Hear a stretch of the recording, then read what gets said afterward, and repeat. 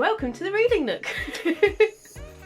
So here in this little segment on my channel is the Reading Nook, where we are reading A Cat's Chance in Hell by Sharon Hannaford at this moment in time. So make sure you've got your drinks and you're good to go. Without choking on your drinks, of course. So I'm going to pop up some pictures of the canvases that we've worked on so far, and all details of current projects are in the comment section below. Big shout out to Sharon Hannaford. Thank you so much for giving me your permission to read this on my channel. It's been great fun, especially the accents. I'm so sorry. As you saw at the start as well, there's a warning. It's for mature audiences, so please, no kids. But other than that, I hope you enjoy. Bye! Chapter 15. As Carl and the vampires poured out of the vehicle at the estate, an air of easy camaraderie surrounded them. Carl and the warriors who made up Julius's elite guard were good-naturedly taunting each other. Julius was a few steps off the goofing group when a faint, unusual noise froze him, his hand still raised to touch the door handle. The rest fell instantly silent, responding to his tension. A loud crash resounded from one of the upstairs floors, followed by a vicious growl and then a howl of anger. More crashing and the sound of broken glass followed, then a slight pause and a splintering crack. The group flowed into action as naturally as water flowing down a river, weapons out and ready for anything. Julius waited for Alexander's nod before slamming the door open and surging through into the large open downstairs hallway. The guard followed, flowing out around him in a defensive formation. A small group of vampires stood at the bottom of the large staircase, their eyes large and worried. They whirled around like a single entity as Julius and the fighters burst into the mansion, battle ready. Claudia and Gregory were amongst the group, and Claudia appeared to be wringing her hands in concern, while Gregory was biting his lip and looking equally as worried, but not quite in the way that Julius was expecting. "What in the hell is going on?" Julius demanded tightly, quickly scanning the building for foreign mind patterns or scents, but finding nothing unfamiliar. Claudia and Gregory's expressions instantly turned to relief, even though the sounds of distractions from upstairs had not diminished in the slightest. The other vampires quickly moved away, melting into the shadows and away from Julius's angry questions. It was Gregory who moved forward to explain while Claudia stayed near the stairs, wincing at another loud smashing of something glass or crystal. Sire?" His steward started uncertainly. "Glad to see you're all back unharmed. You can relax your weapons. We aren't under attack." "Gregory," Julius growled impatiently. "Just spit it out. What's going on upstairs?" "Sire, Miss Gabrielle, she arrived at the estate about 20 minutes ago," he said as if that explained everything. "What do you mean about Gabrielle?" Julius demanded, confused. "Has someone dared to pick a fight with her against my orders?" No, sire, of course not. No one would dare," he assured his master. "Then what's going on?" Carl demanded, patting his pockets, looking for something. "She was very angry when she arrived. She wanted me to tell her where you had gone," the steward hurriedly explained. "I told her you would be back soon and that she could wait at the bar. I extended every courtesy." His voice took an edge of indignation. "She refused to calm down and ran upstairs to your office. Then the crashing started. But because of your orders, no one wanted to go and confront her. We just didn't know what to do, sire." Another crash punctuated the end of his sentence. "What?" Julius bit out impatiently, although the reality was gradually sinking in. "Gabrielle is up there breaking things by herself?" Gregory held his breath and squeaked out the words, "Yes, sir." "Damn," exclaimed Carl, now finished his personal pat-down. "I forgot my phone at home and I haven't called her since this morning. I knew she'd be pissed at being left behind, but that—" He paused, his eyes going to the ceiling as something large hit the floor with a loud thud. "Sounds extreme, even for her." He made a start up the stairs, but Julius grabbed his arm, stopping him. "It's my office she's trashing. I'll deal with it," he said a little grimly. When Carl started to protest, Julius cut him off. "If she hurt you in her temper, she'd feel horrible afterwards. I'm almost indestructible." He glanced Alexander's way. "I'll call you if I need you," he told him, dismissing the others with a wave and running up the stairs. He slowed as he approached the doorway to his office. The door stood ajar, and in the sudden silence he could hear her heart rate beating rapidly. her breathing rough with exertion. He could taste her anger in the air. He could also smell the faint trace of her blood. She had obviously hurt herself. He felt a wash of exacerbation. He stalked silently through the doorway and stopped, taking in the scene with wide-eyed amazement. She hadn't noticed his entrance. She was too busy trying to find something unbroken in the mess, her temper not yet satisfied with the degree of devastation in the room. He was suddenly quite pleased that he had resisted the urge to put some of his more ancient pieces of art in his office. Nonetheless, there were still a few pieces in here that were irreplaceable, if not terribly valuable. The destruction was virtually complete. It was on a level with a small hurricane, having started in the centre of the room. Nothing had been spared. Yet despite his shock at the state of his private space, he still couldn't help admiring the destructive force that was Gabrielle Bradford. She was dressed in snug-fitting denim jeans, a tiny midriff showing halter neck, black knee-length boots, and Nix's sheath. Though her back was mostly to him, he could see a clean slice running across her right cheekbone, a trickle of blood running down her jawline. Nex was clutched securely in her right hand, and her knuckles were cut and bleeding. Her hair was loose and as wild as her temper. If he hadn't believed what she'd told him about her abilities being vampire, there was no doubt in his mind now. Right now, she was far more vampire than human. He realized in an intuitive flash that she was in the grip of the red rage, a condition common in young vampires, a state of uncontrollable fury, usually ignited by severe anger, but sometimes needing no more than a spark of annoyance or irritation. It often happened if a youngster hadn't been feeding well enough. The only remedy was to restrain the vampire until they calmed down and regained control. He confidently decided that if she had this much vampire blood in her veins, his power over vampires would work on her too. If he could subdue her with mind control, there was far less chance of either of them getting hurt. He took another silent step into the ruined office and threw his power out towards her without warning, wrapping it around her and commanding her to stillness. As his power touched her, she spun around to face him, blood-red eyes ablazing in fury, confirming his assumption. It was called the Red Rage for a reason. She stood unnaturally still for a heartbeat as his power wove around her, cocooning and binding. He moved cautiously into the centre of the room, carefully picking his way over a piece of his office chair and around an upended desk drawer, without taking his eyes from her. Glass suddenly crunched under his boot, and in the same instant Gabby's eyes narrowed. Julius reacted only just fast enough to catch hold of her wrist as Nex streaked towards his heart. Not only had she broken his mental hold on her, she had moved every bit as fast as a vampire and caught him completely off guard. She grunted with the effort of trying to wrench her wrist from his grasp. He was thankful that she didn't have the full strength of a vampire, but at the same time was very aware of the fact that she didn't heal like a vampire. He didn't want to hurt her, though. He knew he'd already bruised her wrist badly. Heaven only knew what extra damage she was doing to existing injuries. She wouldn't feel it in her current state, but once she came down from the rage, she'd be in pain. She swiftly changed tactics. Shrieking, she twisted around, spinning into him, throwing her legs at his, trying to bring him down and break his hold at the same time. Julius kept his grip, falling as she intended, but grabbing her with his right arm, keeping Nex under control with his left, taking her down to the glass-drawn floor with him, trying to keep her body on top of his, away from the shattered pieces of glass and crystal he could feel slicing into his own back. With a small portion of his mind, Julius could sense the other vampires coming up the stairs, and he sent out a sharp mental command for them to stop, making sure one of them kept Carl back as well. He found himself unusually grateful for his ability to think of numerous things at the same time.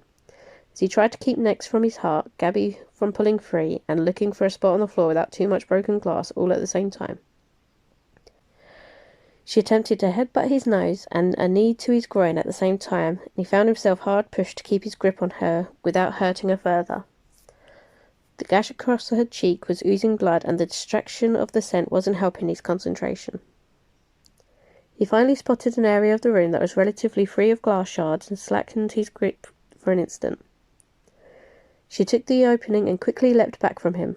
He was ready and leapt after her, tackling her and throwing her down onto the Persian rug. He grabbed for her wrist again, hissing as Nex caught his lower left arm and sliced him open from elbow to wrist. The wound didn't slow or hinder him, though, as he forced both of her wrists above her head and covered her slight body with his own, pinning her down. With her immobilized beneath him, he quickly found the ulnar nerve on her right wrist and pressed until her fingers slowly and unwillingly released their grip on the sword. As Nex fell from her grasp, Gabby growled and hissed in frustration, throwing all of her strength into heaving Julius off of her body. In a moment of abrupt clarity, she could suddenly see that it was a vampire on top of her. His fangs were more fully extended than she'd ever seen before. His face was a mask of strain, the muscles along his jaw wreathing like angry snakes. The red mist hazing her mind began to dissipate, and she wondered what the hell was going on. She knew she was angry. She knew she wanted to cause harm, to rip, to tear, to break, but she had no idea why. Gabrielle. A deep, masculine voice called to her. It sounded strangely stressed. The voice continued, trying to be soothing, but she was in no mood to be soothed. Gabrielle, I know you're angry, but I need you to try and be calm for a few moments. No one wants to harm you. The reasonable tone of his voice was grating on her nerves. If you take a few deep breaths, the mist will lift from your mind and you'll start to feel more yourself. She tried once more to heave the vampire off of herself, but even as she tried, she could feel the red mist evaporating and the rage begin to drain from her. As her other senses returned, she could smell blood, her own as well as another's. She never thought that blood would smell anything but blood before. Of course, she could distinguish between human and animal blood, but this blood had an entirely different accent to it. It smelled enticing, somehow delicious. She found her mouth aching with the need to taste it. Ugh, she moaned in disgust as her conscious mind processed the idea. She shook her head slightly, trying to clear the last of the fog. Julius? She asked cautiously, blinking as she focused on his tense face hovering above her. Julius released a relieved sigh and loosened his grip on her wrist a little, his body softening slightly from the rigid cage it had formed over her. She was suddenly extremely aware of the muscled length of his body nestled demandingly and to the relative softness of hers. Gabrielle? He replied, looking down at her with a familiar tilt to his eyebrows. What are you doing on top of me? Why are you bleeding? Why are your fangs so long? She asked in a husky voice. Some of the tension seemed to drain from his face, and he lifted some of his weight from her, allowing her to move under him, though not removing himself from his disturbing position over the length of her body. My fangs are at full length because you're bleeding, he said, though it made no sense to Gabby. I'm bleeding because you sliced my arm open with Nex while I was attempting to subdue you. And I am on top of you because that was the only way I could think of to subdue you without hurting you. Gabby pulled her wrists free and brought them up to push at his chest, trying to move him further away. He winced slightly, seeing the vicious red marks his fingers had imprinted on them. She stopped wriggling, looking bemusedly at her wrists and bleeding knuckles. As the haze continued to clear from her mind, a sharp ache began to pulse through her collarbone, and she stiffened a groan. I'm even more confused now, she complained, starting to sound annoyed again.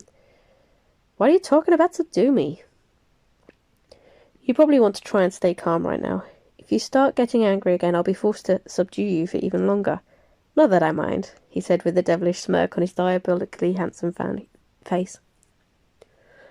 The innuendo in his velvet voice sent a blazing hot zing roaring through her body. Her nipples tightened in response, and a breath caught in her throat.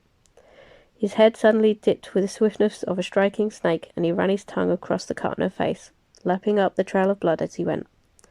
A shiver ran right through him as he closed his eyes and savoured the taste. You taste absolutely delectable, he purred in a rough voice. She went dead still under him. He could taste her loss turn into uncertainty. Don't worry, I won't eat you, he said dryly. Not unless you want me to. He left the sentence hanging, his expression turning to sinful. She snorted, annoyance replacing the anxiety. Your idea of bondage sex is a little bit too full-on for my liking, she responded, showing him her bruised wrists. My apologies, he said, instantly remorseful. If I could have been more gentle, I would have, but you were trying to kill me at the time. He pointed out, lifting his arm to show her the already healing cut revealed through the tatters of his shirt sleeve. In that moment, her conscious mind was once again shoved into the back recesses of her brain. The sight and scent of Julius's blood still seeping from the deep gash drew her like a moth to moonlight. She lifted her head and caught several of the blood drops on her tongue as they slid down his arm. She distantly heard him draw in a quick, surprised breath. The taste spread across her tongue, burning like a trickle of neat whiskey, warm and sharp, like a strong red wine. She wanted more. She could feel an uncomfortable ache in her mouth, as though her canines were trying to push through out of her gums. She gasped as another drop landed on her lip and sucked it in greedily. Gabby opened her eyes to find him holding his arm near her mouth. She felt drugged, without a will of her own, but couldn't bring herself to care. "Run your tongue over the wound, Gabrielle. It will help to stop the bleeding." Julius breathed, his voice rough and unsteady, strangely accented by his fangs. She found herself complying as though compelled, but not feeling any power flowing from him. She wondered in a small back corner of her mind where the compulsion was coming from. As she licked the length of the angry wound, removing all traces of the remaining blood, she realized that the cut was no longer oozing blood. She ran her tongue over it again, feeling almost disappointed that it was closing in front of her. "Thank you," he said in a deeply sensual voice. "Now let me heal yours." He bent his head to her cheek where the cut was still seeping blood. She willingly turned her head for him, gasping when his tongue gently lapped at the gash, carefully laying saliva over the area. The intense burning pain of the wound immediately lessened to a warm, dull throb. She sighed in relief. Even the escalating pain in her shoulders and ribs were subsiding, as though she'd been given a shot of morphine. Next, he slowly, languorously brought her hands up to his mouth, one at a time, and cleaned the blood from her knuckles and a few smaller slices on the back of her hands. When he raised his face to look at her again, his irises had bled to deep midnight blue. His breathing was hoarse. She could feel his body hardening where it still lay close against hers, her body tightening in response, a blazing need igniting deep in her core. It was evidence of their total distraction that neither of them heard or sensed the vampires in the doorway until someone cleared their throat. They both froze instantly. "We came to make sure you two hadn't killed each other," her voice said, sounding more than a little amused. "Apparently you have it all under control, though. Glad to see you're both still alive." "Yes, Carl," Julius ground out between his teeth. "As you can see, we're both fine. We'll be downstairs as soon as Gabrielle is feeling more herself." He moved slightly away from her to look at the new arrivals, but he held her in place with one arm. Gabby's cheeks turned a flaming hot red as she caught a glimpse of Marcello, Charlie, and Fergus peering around the doorway, surveying the mess with apprising eyes and sending furtive glances at where the two of them lay on the floor. They were all trying unsuccessfully to conceal grins. Gabby simply closed her eyes and prayed for the carpet to open up and swallow her. "I distinctly remember telling the rest of you to stay away from here." Julius's voice had become hard and unfriendly. "I'm sure I can find work for you if you find yourself at a loose end." The rest of the vampires very quickly seemed to remember something pressing they had to do and vanished, though the sense of their merriment lingered in the air. Carl gave them a quick amused salute and left too, sauntering back out the door, neatly avoiding a broken chair with an assortment of knives and short swords embedded in the headrest. Gabby watched as Julius rolled off her completely, rose leisurely to his feet and adjusted his pants slightly. She assumed to accommodate his raging erection. By the heat of his glare at the now empty doorway, his guard were going to find themselves with the most grueling training he could come up with over the next several days. "I just remembered why I was so annoyed," Gabby muttered darkly. Julius tensed immediately, as though he expected her to lunge for next, but she had no desire to even move. She just tracked him with her eyes.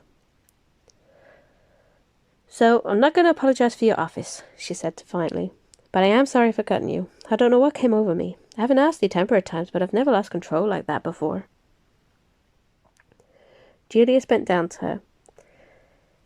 "Come on, let me help you up. I want to see what other damage you've done to yourself. There's a lot of glass lying around. How about I send someone to the coffee shop, and then I'll try to explain what happened." He deftly lifted her into his arms and began negotiating his way out of the room. Gabby couldn't even raise the energy to argue with him about carrying her. She felt exhausted, languid and more than mildly frustrated, but also strangely vital, as though she had just had 2 weeks' holiday at a health spa.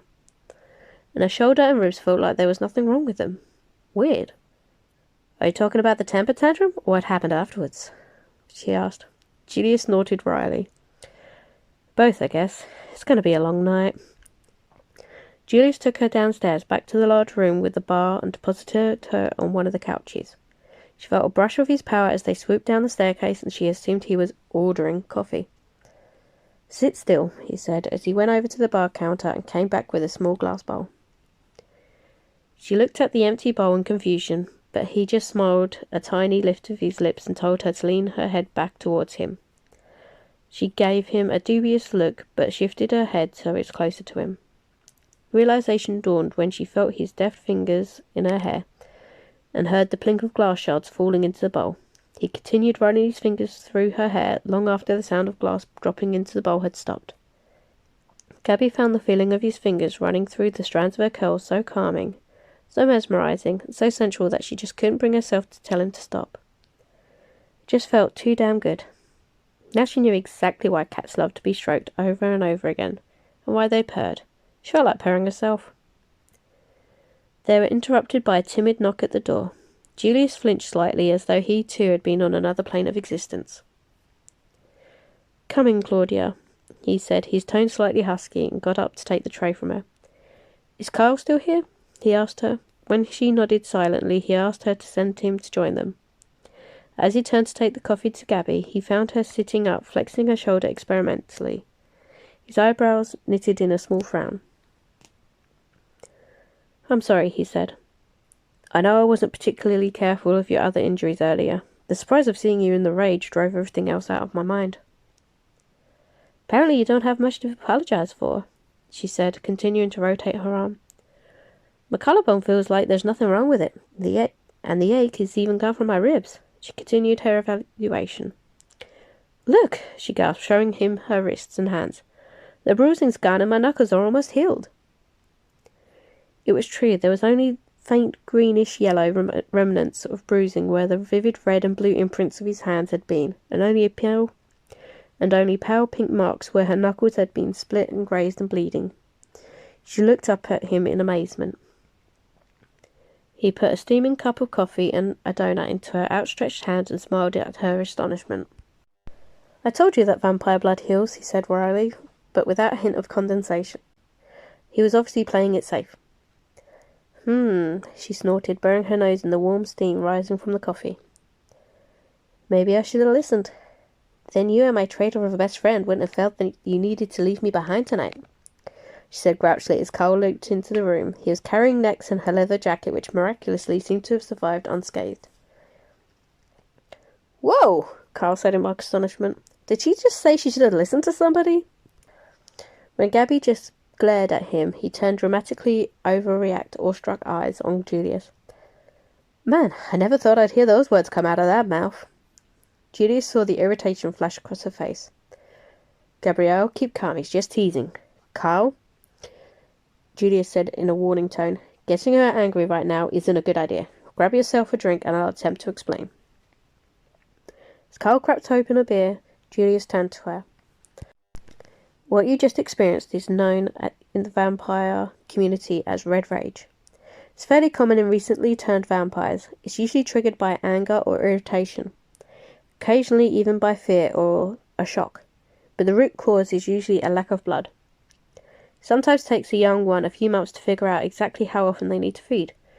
Those that have been underfeeding are more susceptible. The rage initially builds slowly until the physical need to release the rage is so great that they have to act upon the impulse or feel like they'll explode. Unfortunately, the physical release does little to calm the rage and far more to incite it. In this state, nothing and no one near them is safe. The only way to halt the process of the rage is to physically restrain them until they've calmed down enough for the red rage to dissipate. Feeding helps, but that usually isn't a good idea for the donor.